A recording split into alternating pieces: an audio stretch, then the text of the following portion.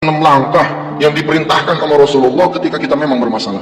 Kalau 6 langkah ini kita jalani secara sempurna, insya Allah nggak ada masalah yang nggak selesai.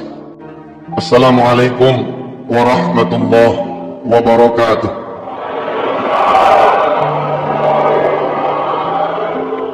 Allahumma salli wa sallim wa barik ala sayyidina Muhammadin wa alihi walhamdulillahi rabbil alamin. Pak, kalau bapak sakit, kemana bapak melangkah? Ke dokter, berobat ya. Sampai dokter, tuh dokter kagak taunya malah nanya sama kita. Apa pertanyaan tuh dokter? Sakitnya? Berarti kita datang sama yang kagak tahu tuh. Ya. Buktinya dia masih nanya sama kita. Terus, kalau kita punya motor, mobil rusak, kemana kemudian kita datang? Bengkel. Sampai bengkel, tuh bengkel juga malah nanya sama kita. Apa pertanyaan tuh bengkel? Apanya yang rusak? Setelah kita cerita, baru dia bekerja. Terus pertanyaan ketiga, kalau kita lapar, apa yang kita cari? Makanan. Kalau kita haus, minuman. Berarti terakhir pertanyaan kelima, kalau kita punya motor bannya kempes, gitu, kempes, kemana kita datang? Ke tukang tambal ban. Begitu kenalnya kita dengan tukang tambal ban, begitu kita punya masalah yang ada kaitannya dengan dia, langsung connect ke dia. Apa tuh artinya buat kita? Ini pertanyaan tauhid itu tadi. Berarti kalau kita punya masalah, kita punya keinginan, kita kagak datang sama Allah, kita tidak menghadap kepada Allah, itu tandanya kita tidak mengenal Allah sebaik kita mengenal dokter ketika kita sakit. Kita tidak mengenal Allah sebaik kita mengenal bengkel untuk motor mobil kita yang rusak. Kita tidak mengenal Allah sebaik kita mengenal makanan ketika kita lapar, minuman ketika kita haus. Dan bahkan konyolnya, kita tidak mengenal Allah sebaik kita mengenal tukang tambal ban buat ban kita yang kempes. Padahal kalau kita datang kepada Allah, Allah kagak perlu nanya kalau kita. Kenapa? Karena dia sudah maha tahu. Kenapa dokter masih perlu bertanya? Kenapa bengkel masih perlu bertanya? Karena mereka menganggap kita yang punya badan. Mereka menganggap kita yang punya motor, sehingga kita yang lebih tahu tentang penyakit badan kita, tentang penyakit kendaraan kita. Tapi Allah nggak perlu nanya, karena dia sudah maha tahu. Siapa yang sedang punya kesulitan? Siapa yang sedang punya masalah? Yuk, kita belajar. Kita belajar dari kisah seorang sahabat nih, seorang kawan yang namanya Malik. Kita belajar dari dia. Betapa dia berusaha menyelesaikan dia punya masalah. 3 tahun lamanya dia berusaha menyelesaikan dia punya masalah, nggak kelar-kelar. Tapi begitu dia datang kepada Allah, subhanallah, kun fayakunnya Allah berlaku. Innama amruhu idza arada syai'an an yaqula lahu kun fayakun. Kalau Allah sudah berkehendak, maka kehendaklah yang akan terjadi. Kalau Allah sudah bilang pun, fayakun. Ada seorang kawan, sebut saja begitu, namanya Malik. Ini Malik sudah 3 tahun dia punya masalah yang enggak selesai-selesai. Apa masalahnya? 1, dia punya masalah utang. Kedua, dia punya masalah dengan istrinya. Yang ketiga, dia punya masalah dengan anaknya. Di tahun ketiga dia bermasalah. Dia memutuskan untuk bunuh diri. Jadi ketika dia udah nggak ketemu jalan penyelesaian masalah ini, subhanallah, dia kemudian memutuskan untuk bunuh diri. Dia bilang sama Allah, udah dah, ini penghabisan dah. Habis sudah nggak ada lagi jalan gitu. Sebagian bertanya, emang apa sih masalah yang sudah membuat Malik tuh kok mau bunuh diri? Tadi tuh 3 masalah tadi. Sebenarnya sederhana. Tapi kalau kita tidak tahu kemana kita nyari pertolongan, kalau kita tidak tahu kemana kita nyandalin diri kita, emang begitu nasibnya. Masalah kecil bisa menjadi bahaya. Jadi rupanya di tahun ketiga, ketika si Malik punya masalah, semuanya memuncak. Di tahun ketiga, di hari Minggu, ada rentenir datang ke dia punya rumah. Tuh rentenir ngomong begini sama si Malik, Lik, kalau lo nggak bisa nyiapin duit 15 juta, besok Senin, jam 10, pilihannya cuma 2. 1, lo kosongin rumah ini. Atau yang kedua, gue yang kosongin rumah. Sebenarnya nih, ya bukan juga masalah enteng sih. Tapi kalau urusan lagi pada terang, 15 juta barangkali masih bisa nyari kanan kiri. Tapi Malik udah gelap gitu. Dia cari pinjaman kanan mentok, kiri mentok, depan mentok, belakang mentok, putus asa. Kedatangan tamu yang pertama sudah membuat Malik itu bongkok, gitu. Agak nunduk gitu. Habis si rentenir datang, kemudian datang tamu yang kedua. Lah tamu yang kedua ini siapa? Tamu yang kedua ini istrinya. Rupanya istrinya sudah 2 tahun pisah ranjang, ibu. 2 tahun pisah rumah. Si istri datang. Apa kata si istri? Bang, kalau sampai besok abang belum juga tanda tangan surat cerai saya, kayaknya besok bakalan ada yang datang ngejemput abang dah. Mau dipaksa nih, begitu. Jadi besok jam 12 saya tunggu dah di pengadilan agama, gitu. Jadi kata tuh bini, jam 12 besok ditunggu di pengadilan agama. Kira-kira ini untuk tanda tangan surat cerai terakhir. Makin bongkok tuh, makin doyong tuh Malik, makin begini tuh. Kenapa emang bininya kok nuntut cerai? Oh, rupanya Malik sudah selingkuh, ibu. Jadi waktu dulu Malik jaya, waktu Malik banyak duitnya, Malik punya hobi 2, judi sama minum. Ketika dia bermasalah, ketika usahanya bangkrut, kerjaannya ancur-ancuran, tuh hobi berubah jadi pelarian.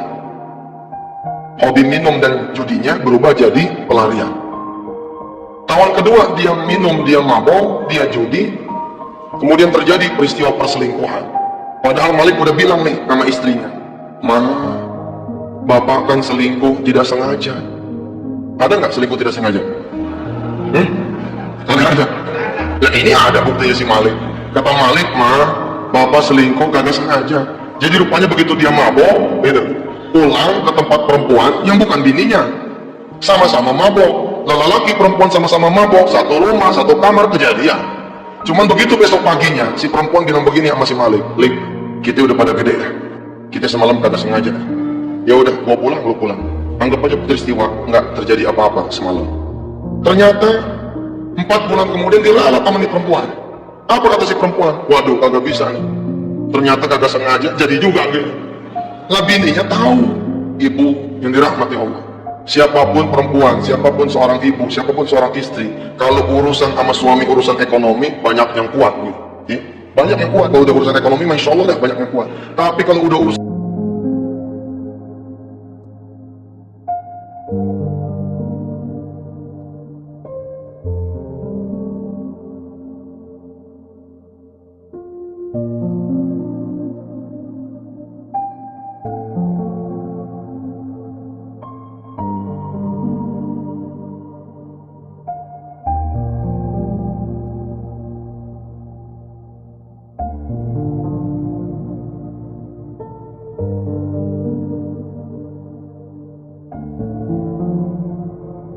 bukan 6 langkah yang diperintahkan sama Rasulullah ketika kita memang bermasalah.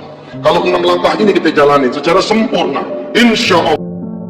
Yang pertama kata Rasulullah, kalau hati sedang gundah gulana, sedang gelisah, sedang dilundung masalah, falyatawadda, berwudulah kalian, kata Rasulullah.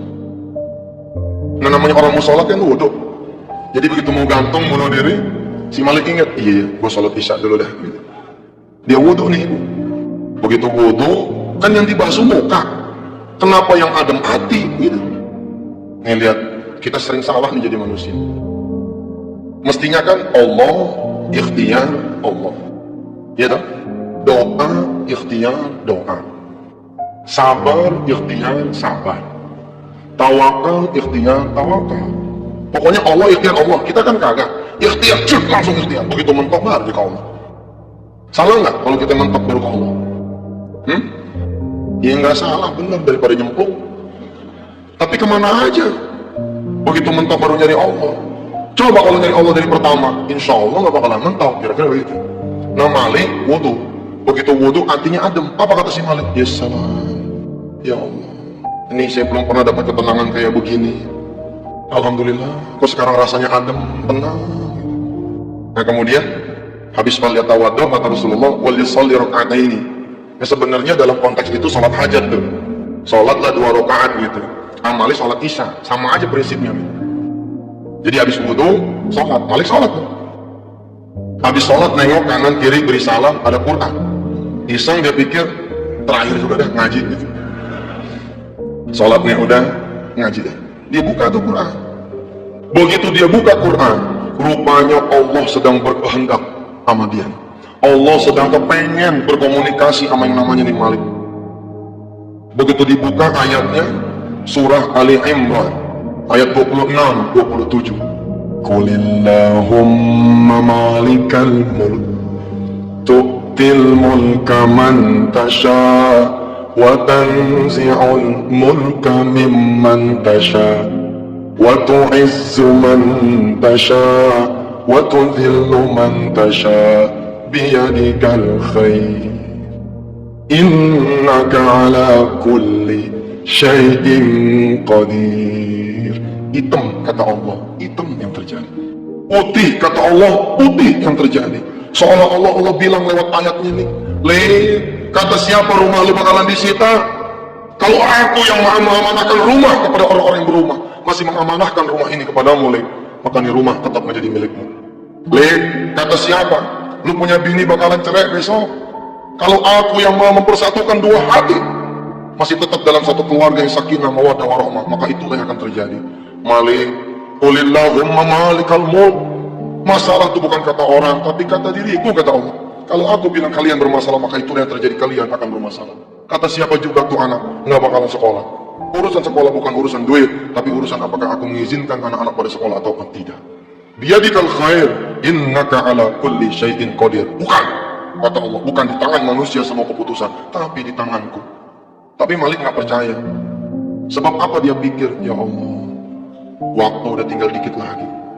Besok jam 10 saya kudu ada duit 15 juta. Dari mana jalannya? Sedangkan kaki udah keikat kayaknya di dalam kamar, nggak bisa keluar, udah malu dia. Terus bini udah 2 tahun ditahan, dia kan?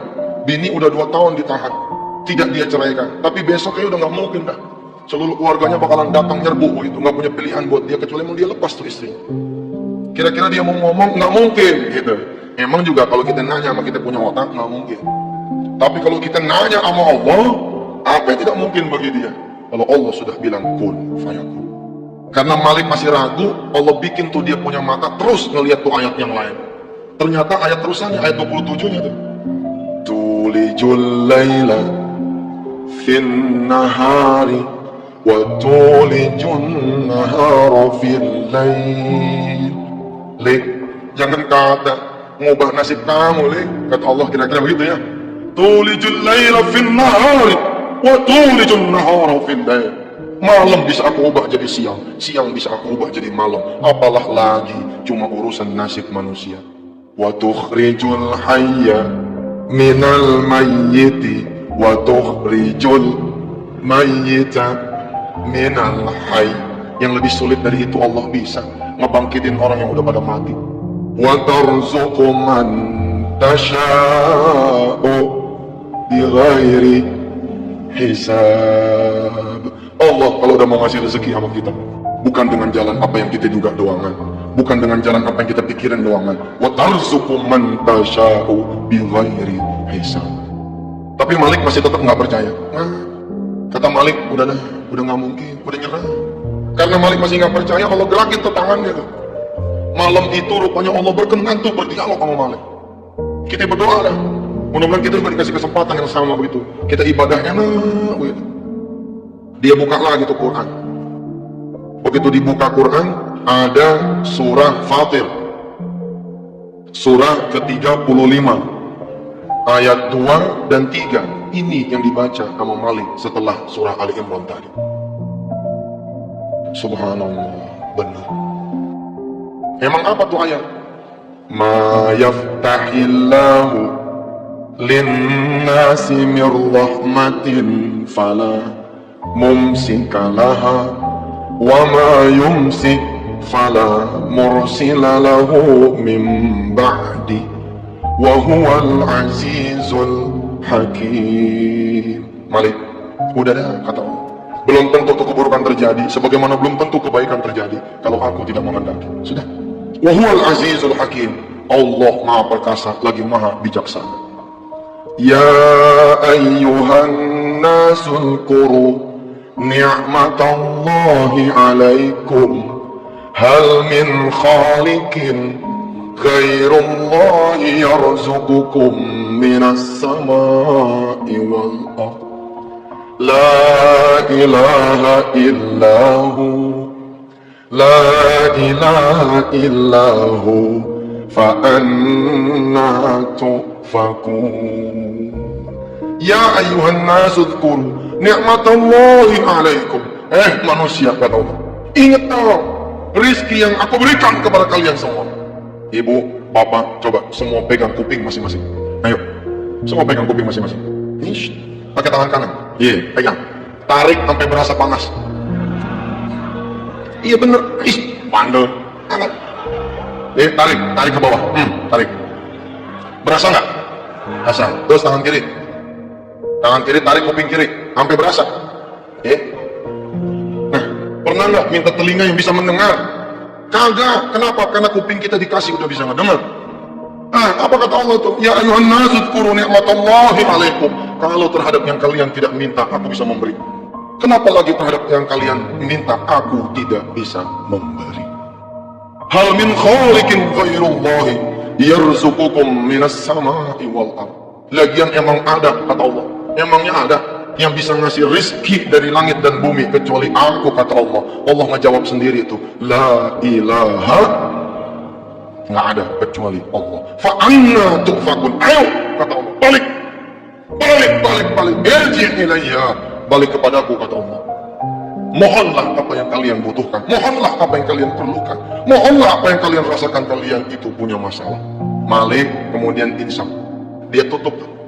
Tadi ada Asmaul Husna tuh di ayat 2-nya, Wahuwal Azizul Hakim. Nama Malik ditutup nih Quran. Iya dah, kalau emang semua kehendak Allah, kalau emang semua urusan di tangan Allah, baik, saya nggak jadi dah bunuh diri. Dia tutup nih Quran. Begitu dia tutup nih Quran, dia bangun, ibu. Dia bangun ngapain? Dia bangun rupanya keluar dari dia punya kamar. Keluar dari dia punya kamar, dia jalan ngelewatin ruang tamu. Sampailah ke pintu rumah utama, ke pintu depan. Begitu sampai pintu depan tuh pintu dikunci sama dia. Dia serelekin gitu. Begitu dia kunci, dia matiin semua lampu. Kecuali 2 kamar yang dia tidak matiin. Kamar dia dengan kamar anaknya. Langkah pertama Malik sudah lakukan, yaitu berwudu. Kenapa kita penting berwudu? Kita mau datang sama Allah, kita datang sama camat, kita datang ke wali kota, kita datang ke gubernur aja kita kudu siap. Kita mau minta sama Allah, pintu pertama paling kagak gitu wudu dah, supaya kita bersih. Yang kedua Malik lakukan, yaitu sholat. Dalam kasus Malik memang dia sholat isya. Nanti kita semua kalau punya masalah paling kagak begitu, sholat aja. Lebih top lagi kalau kita bisa bangun malam, kita sholat malam. Yang ketiga yang dilakukan sama Malik adalah baca Quran tuh. Wal yaqra'il Qur'ana walau ayatan. Bacalah Quran walau seayat. Ternyata Malik baca, dan Quran inilah yang kemudian menyelamatkan dirinya. Nah yang keempat nih yang bakalan Malik lakukan. Apa yang keempat? Berdoa. Kita kan ngakunya doang punya masalah, kita ngakunya doang punya keinginan, tapi siapa yang berdoa? Belum tentu tuh. Kita berdoa sambil lari, iya kan? Kalau kita ngelipat sejadah aja langsung baca Allah lantas jalan. Begitu kita assalamualaikum, berdoanya langsung sambil ngelipat sejadah kan? Kita nggak pernah berdoa ya Allah sampai khusyuk, itu belum pernah. Malik melakukan itu. Kenapa dia matiin semua lampu? Kenapa dia kunci itu dia punya rumah? Dia kepengen berdoaan sama Allah Subhanahu wa Ta'ala. Jadi dia balik lagi ke kamarnya, dia duduk, dia tawajuhkan dia punya wajah, dia tawajuhkan dia punya hati ke Allah. Dia pengen ngadep pada Allah. Ya Rabb, saya datang kepadamu dengan membawa saya punya masalah. Engkau yang maha mendengar, engkau yang maha melihat, engkau yang maha kuasa. Tolongin dah saya nih malam begitu, supaya besok rumah saya jangan disita, istri saya jangan cerai, anak saya jangan sampai dikeluarin begitu. Kemudian dia baca tuh Asmaul Husna-nya tadi tuh, Wahuwal Azizul.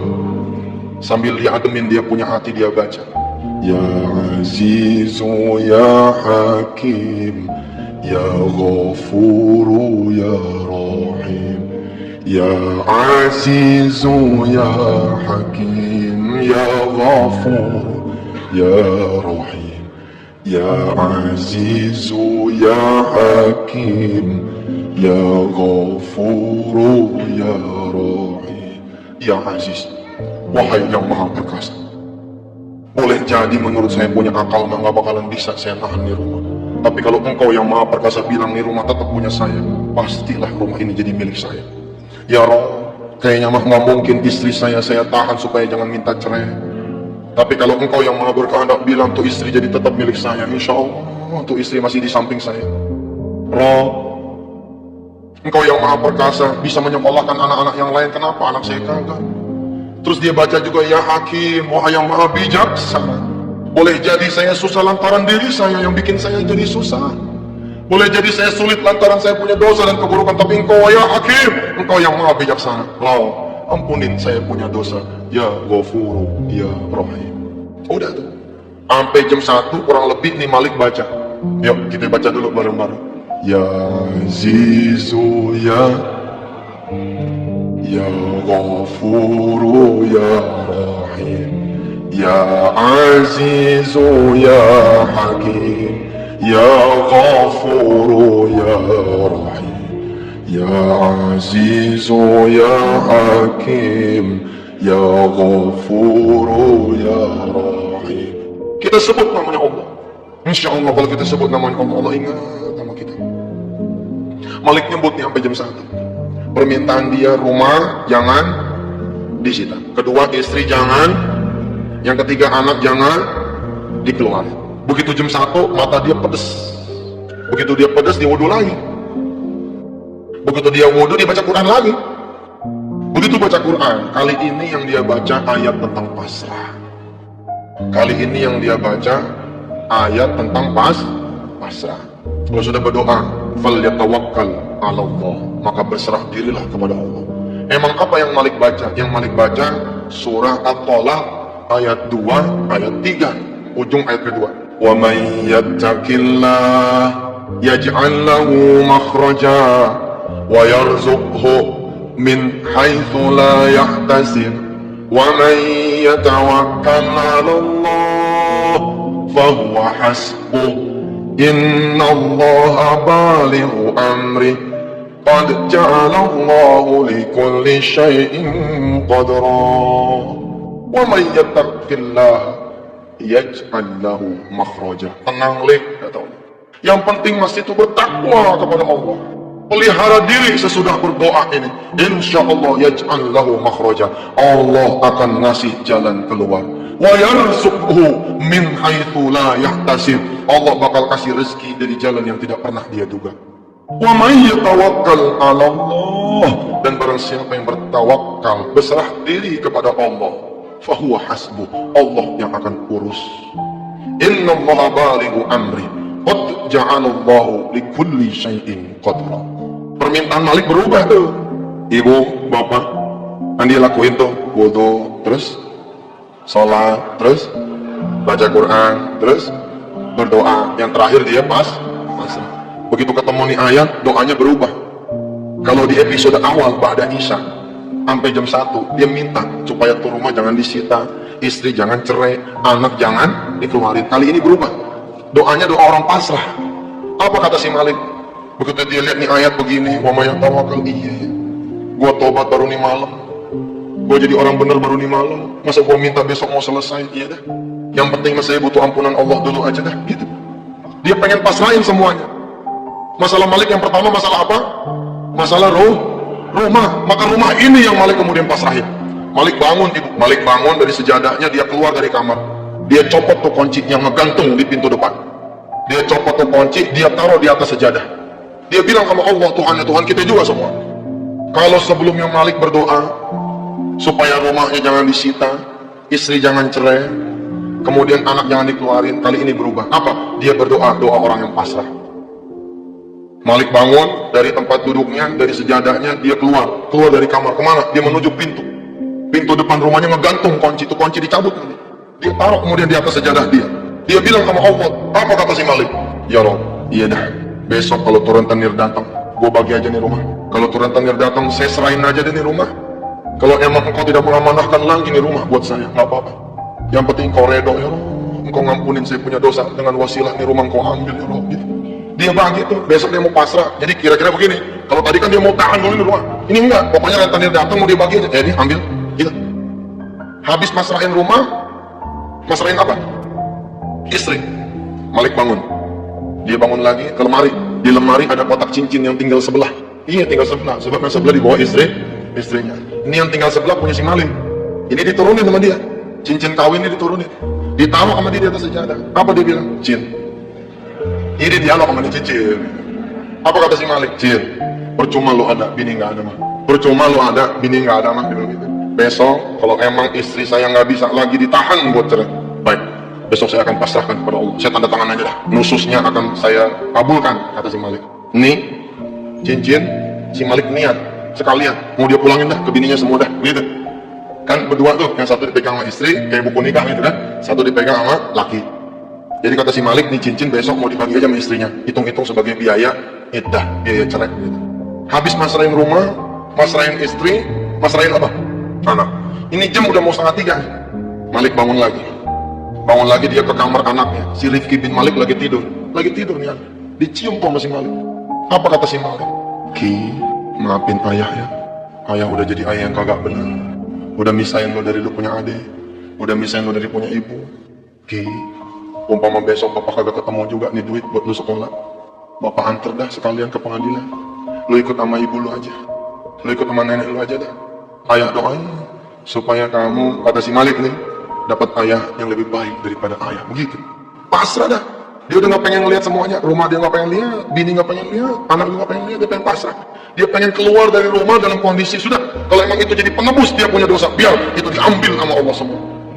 Setelah pasrah, dia duduk lagi, dia merenung aja. Kali ini enteng dia punya badan, enteng, sebab udah pasrahin semua. Yang keenam, yang terakhir, 6 langkah yang terakhir. Jadi langkah ke-6 yang terakhir, setelah pasrah apa? Ternyata masih ada satu lagi, apa? Fal yatasaddaq, dan bersedekahlah.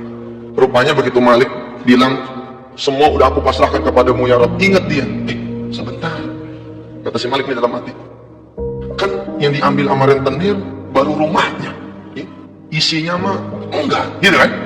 Apa dia bilang? Baik. Jadi Malik ini secara sempurna ngelakuin 6 langkah ini nih. Baik, besok saya akan bagi-bagiin isi rumah ini sama siapa yang emang perlu. Mana yang butuh TV, ambil. Mana yang butuh tempat tidur, ambil. Yang mana butuh lemari sama isi-isinya, ambil. Keran juga kalau mau dicopot-copot. Pokoknya Malik pengen ngosongin rumahnya, pengen dia sedekahin semuanya. Pokoknya dia keluar pengen bawa pakaian doang gitu, satu setel. Subhanallah. Mulai deh tuh menjelang subuh kan suka pada tahrim gitu kan. Allahumma salli wa sallim zid wa tim wa an'im wa tafaddal wa barik bijalalika wa kamalika, dan seterusnya. Si Malik hatinya kan lagi hidup tuh, biasanya sholat subuh gak kedengeran. Emang juga kalau duit banyak mah jauh masjid kadang-kadang gitu. Begitu duit udah pada kagak ada, masalah udah dekat, jadi cicak musola udah mulai rajin ke masjid. Yang gak apa-apa sih, Allah mah terbuka aja pintunya, gak pernah tertutup, cuman gak ada etika begitu. Kalau kita datang ke Allah wayahnya susah melulu, akhirnya Allah bikin kita susah terus. Supaya apa? Supaya kita balik terus ke Allah. Maka kata Allah, kalau Rasulnya, ingatlah Allah ketika kalian senang, maka Allah akan mengingat kalian ketika susah. Ingat Allah ketika susah, Allah akan ingat ketika kalian senang. Begitu subuh memanggil, Allahu Akbar, Allahu Akbar, Malik jalan. Udah lama nih kagak ke musola, dia bilang. Udah lama nih kagak ke masjid, sholat dah, sholat. Sholat subuh luar biasa tuh. Berasa enak kalau kita di masjid. Kenapa sholat subuh kagak enak? Kita sholat di rumah. Begitu kita sholat, bini pakai cuman daster doang, bolong lagi. Begitu kita ngangkat tangan, Allahu Akbar, bini ngangkat tangan juga, ya kelihatan tuh yang bolong ini kan. Bagaimana mau khusyuk? Begitu kita nungging, sujud, anak nangis, jajal dong sholat subuh ke masjid. Malah kalau boleh mah nih, sholat subuh yang pertama, umpama belum pernah sholat subuh berjamaah, jajal. Begitu sholat subuh berjamaah, sholat atau hari istiqlal sana. Iya, biar enak begitu sholatnya, sampai berdoa. Mudah-mudahan nih sholat subuh seterusnya bisa di masjid gitu. Sholat nih Malik. Ibu, bapak yang dirahmati Allah. Wa may yatawakkal 'ala Allah fa huwa hasbuh. Ini janji Allah. Kalau kita udah datang sama Allah, Allah pasti layanin, Allah pasti urusin. Begitu Malik ke masjid, sholat subuh, dia nggak langsung pulang. Kenapa nggak langsung pulang? Dia pikir dia pengen ngademin terus dah hatinya. Dia baca tuh surah Waqiah, dia baca. Ya, kan kata Rasulullah, kalau kita rajinin baca surah Waqiah habis subuh, insya Allah dah nggak bakal fakir jadi orang lain. Ya emang bagus juga daripada subuh tidur lagi kan. Penyakit juga banyak, baca. Malik baca tuh. Idza waqa'atil waqi'ah laysa liwaqa'atiha kadhibah khafidatur rafi'ah idza rujjatil ardu rajja wa bussatil jibalu bassa fakanat haba'an munbatha. Terus dia baca. Jam 6 dia turun dari masjid. Jam 6 dia turun dari masjid, udah apa dia baca dah? Udah Tabarok dia baca. Ini Al-Mulk, Tabarok, Yasin dia baca, jam 6 dia turun. Begitu dia turun melangkah, ada bayangan. Ada bayangan, di depan rumah dia ada orang nungguin. Itu jantung copot tuh. Jantung kan di sini nih. Itu turun ke pusar tuh. Kenapa turun ke pusar? Si Malik mikir itu rentenir yang datang. Apa dia bilang? Subhanallah, kelewatan bener. Kan janji jam berapa? Janji jam 10. Lah, baru jam 6. Jam 6 juga kurang, masih gelap kata si Malik. Kok udah datang kelewatan bener sih ya Allah. Masih ada 3 jam nih. Tapi hatinya udah hidup. Kalau hati nggak hidup, takut. Tapi kalau hati hidup, berani. Apa kata hatinya Malik? Memerintahkan si Malik punya kaki, memerintahkan si Malik punya badan, maju. Apa bedanya jam 10 sama jam 6 gitu? Kalau emang Allah bakal ngambil, apa bedanya? Lu maju dah, maju. Bismillah dah. Iya bener. Lebih cepat, lebih baik dah. Lebih cepat, lebih baik. Ingat nggak ayat yang tadi dibaca di awal oleh si Malik? Tulijul laila. Ayo baca. Fin nahari. Terus? Fil lail wa tukhrijul hayya minal mayyiti wa tukhrijul mayyita minal hayy wa tarzuqu man tasha'u bighairi hisab. Rupanya nih Malik ternyata dapat rezeki yang gak diduga. Begitu dia ketemu sama nih tamu, ternyata nih tamu bukan rentenir, melainkan teman lamanya. Begitu dia lihat ternyata yang datang teman lamanya, tuh jantung yang udah di pusar naik lagi ke atas. Naik lagi ke atas, naik lagi. Apa kata si Malik sambil meluk nih tamu? Ya Allah, gue pikir siapa lu gitu. Ayo masuk. Begitu masuk ke dalam, ditawarin sama si Malik. Mau minum apaan nih? Mau teh manis, mau bandrek, mau kopi, tapi air putih aja ya. Bini gue lagi nggak ada si Malik gitu. Ditanya sama tamu, kemana bini lu? Lagi main tuh ke rumah mertua gitu. Lagi main ke rumah ibunya gitu. Dia nggak bilang bahwa dia lagi proses cerai. Nah itu kan aib, nggak boleh kita cerita sama orang lain gitu. Udah, si tamu mesen teh manis. Kata si tamu, sekalian deh ya Indominya gitu. Ya namanya request dari tamu, dia sebagai tuan rumah kan kudu ngelayanin tamu. Di kedapur, dia seduh tuh teh. Terus sambil nangis tuh nyeduh teh dia. Nyeduh Indomie sambil nangis. Apa dia bilang? Kalau ada bini mah nggak begini, ini judulnya. Makanya itu Pak. Kalau bini lagi ada, jangan disia-siain. Begitu tuh, mau merebus mie sendiri, nyeduh teh sendiri, benar. Sayang, termasuk yang sayang itu, sama istri saya gitu katanya. Kalau pulang datang nggak ada istri saya, nyari saya. Kemana nih mama? Iya, betul. Merasa kehilangan gitu. Istri saya apa lagi? Dia takut kehilangan model gini. Malik nyeduh teh manis sambil nangis. Apa dia bilang? Ya Allah, iya. Enggak, gua nggak lagi susah. Gitu. Dia ngehibur hatinya, enggak. Gua nggak lagi susah. Buktinya gua masih bisa nyeduh teh nih. Buktinya gua masih bisa nyeduh mie nih. Enggak, gua nggak lagi susah. Sambil nangis dia. Enggak, ya Allah, enggak. Saya lagi susah gitu. Pokoknya dia ada mie. Emang yang lebih efektif menghibur kita. Kita yang menghibur diri kita itu efektif tuh. Terus dia bawa nih mie yang udah diseduh. Saya paling demen tuh nyeduh mie pakai cabai dicacak gitu ya. Enak gitu, pakai kuah gitu ya. Malik dia bawa nih mie yang udah direbus, Malik dia bawa teh yang udah diseduh. Dia taruh ke tamu. Ngobrol nih berdua. Begitu ngobrol berdua, ibu bapak yang dirahmati Allah. Mudah-mudahan kita semua yang mau masalah diangkat dah sama Allah kalau emang kita datang sama dia. Ngobrol nih Malik sama nih tamu. Kata si Malik, tumben lo pagi-pagi datang, ada apaan? Lik, begini, gua ada order nih. Lu kan jagoan naksir alat-alat berat. Oh, rupanya ibu bapak yang rahmati Allah. Malik ini kerjaannya, bisnisnya merekondisi alat-alat berat. Namanya beli second, dia baruin kan duitnya jadi banyak tuh. Rupanya ada orang-orang yang tidak tahan dengan dunia. Begitu dunia di tangan jadi lupa. Malik termasuk yang begitu. Tapi kan Malik masih tetap jagoan alat berat. Nah temannya datang ke dia bahwa di luar kota, di luar Jawa ada yang mau lelang alat berat. Oh tidak salah di Riau. Jadi kata si tamu, Lik lu ikut sama gue dah. Bantuin gue nge-appraisal tuh harga, naksir tuh harga. Karena Malik jago ngelihat besi tua aja dia udah tahu nih harganya berapa, nanti jadinya berapa. Apa kata si Malik? Enggak. Kok enggak? Nah, lagi malas nih. Bener loh ibu, bapak. Kalau keluarga lagi ancur-ancuran mah malas gitu. Kita nih para bapak, para ayah, mati-matian kita berusaha bekerja buat siapa coba? Buat bini, buat anak gitu kan?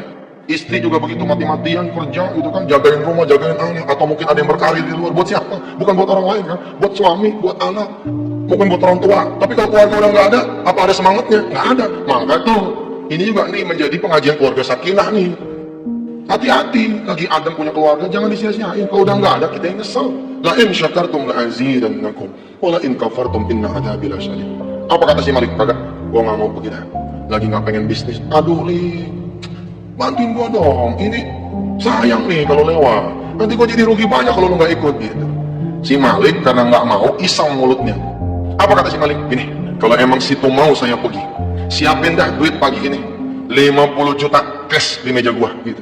Kirain si Malik temennya nih nggak bakalan ngiyain. Di mana ada orang kerja duitnya duluan, di mana juga belakangan duit. Tapi di luar dugaan Malik, emang watarzuqu man tasya'u bighairi hisab. Apa kata si tamu? Baik, begini. Kalau 50 juta mah kagak ada. Tapi kalau 25 juta mah insya Allah pagi ini cash bakal saya siapin. Kesedap tuh si Malik. Dia juga lagi makan mie, lagi ngetek, kesedap gitu. Sebentar, kata si Malik. Coba yang tadi diulang. Iya dong, kan dia butuh duit berapa? Dia butuh duit berapa? 15 Jo. Nah, lah pagi-pagi ada yang datang nawarin duit 25 Jo. Kata apa kagak kesedap tuh? Yang tadi Mas tolong diulang. Lek, kalau gocap nggak ada. Tapi kalau jigo, yuk. Kalau nanti nih ada yang buka, kita ambil deh tuh duit tunai. 25 juta insya Allah dah ada pagi ini. Apa kata si Malik? Jadi dah berangkat. Lihat, masalah pertama selesai, coret. Masalah rumah beres. Kenapa? Malik dapat duit 25 juta, rumah 15 Jo. Tinggal berapa masalah lagi? Tinggal 2 nih, kehebatan Allah. Allahu Akbar. Allah yang maha besar. Kalau Allah udah kepengen selesai masalah kita, nggak pakai satu-satu. Nggak pakai diurai satu-satu kayak benang. Nggak, Allah geprek aja langsung. Bener tuh, selesai satu malam. Begitu.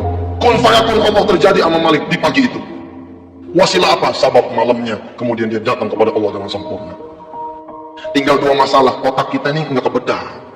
Oke lah ya, kalau masalah rumah selesai lah ya. Tapi kalau masalah bini, bagaimana cara nyelesainnya? Ternyata ilmu kita bukan ilmu Allah. Kalau ilmu Allah mah tidak terbatas. Subhanaka la ilma lana illa ma 'allamtana innaka antal alimul hakim. Rupanya Allah juga selesaikan masalah bininya. Ingat cerita di awal tadi, Malik punya anak berapa? 2. Anak yang pertama ikut sama si Malik tuh yang mau dikeluarin. Anak yang kedua ikut sama bininya.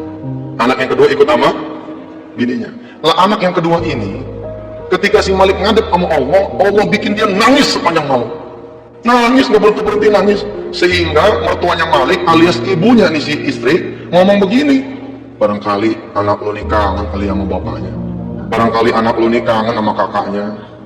Ya coba kita besok kan katanya terakhir mau cerai lu pada, temuin dulu Gi. Yang penting ini anak jangan sampai sakit. Subhanallah.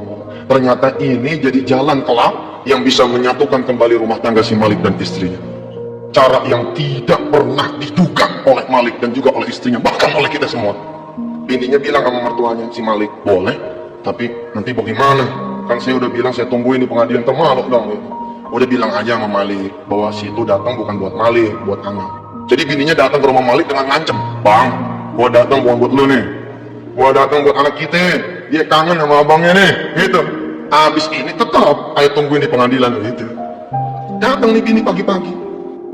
Jadi si Malik jalan ke ATM, kemudian si istri jalan ke rumah. Begitu nyampe amprokah. Duluan nyampe si Malik, duduk, tamunya duduk, nggak lama bininya ngasih salam, assalamualaikum gitu. Bininya udah ngancam, awas nih. Pokoknya gua mau bilang ini bukan buat situ, ini buat anak kita gitu. Tapi begitu pintu dibuka sama si Malik, istrinya ngeliat Malik tersenyum, senyumnya lebar benar. Ya kayak gitu dah tuh.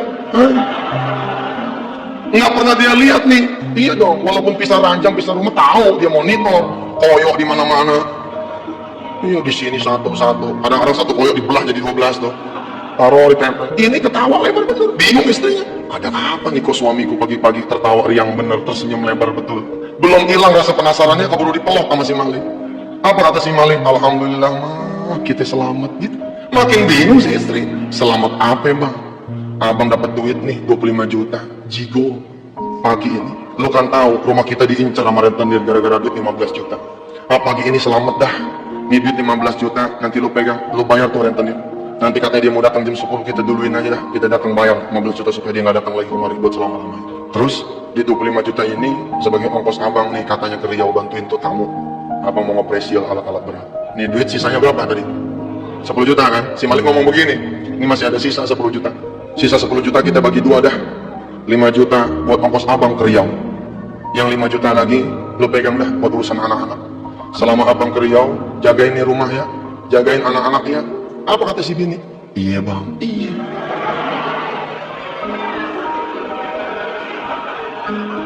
Dia lupa tuh, dapat duit hotel lupa, dapat duit 5 juta lupa. Padahal dia ngancem bener, jam 12 besok gitu kan, kemarin kan, potong gue ini pengadilan agama enggak.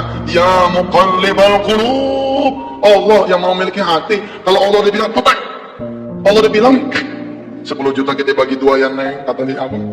Kita bagi dua yang mah 5 juta abang bawa ke Riau buat ongkos abang, 5 juta lagi lu jagain anak-anak, lu jagain rumah selama abang pergi ke Riau. Dia dijawab, iya bang, subhanallah, nggak jadi tuh, nggak jadi cerai 5 juta main. Nah tinggal berapa urusan lagi? Tinggal satu cetek dah, cuman 7 bulan kali gocap, cuma 3,5 cetek. Tentu ada yang bertanya di sini, apakah semudah itu? Buktiin aja. Apakah semudah itu Ustaz? Buktiin aja, buktiin dah. Masalah lama dan bertahan itu urusan Allah. Yang penting kita buktiin. Kita wudhu, kita jaga nih, kita jaga diri kita.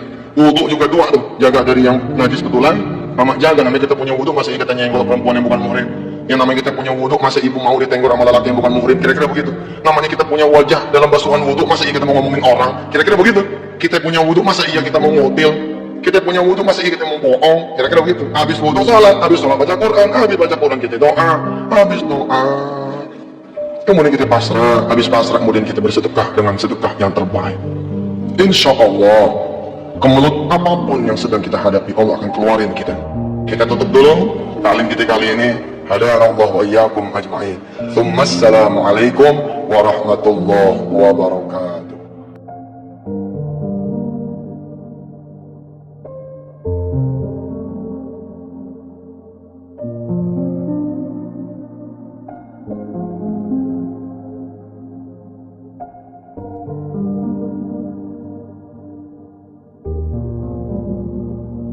يا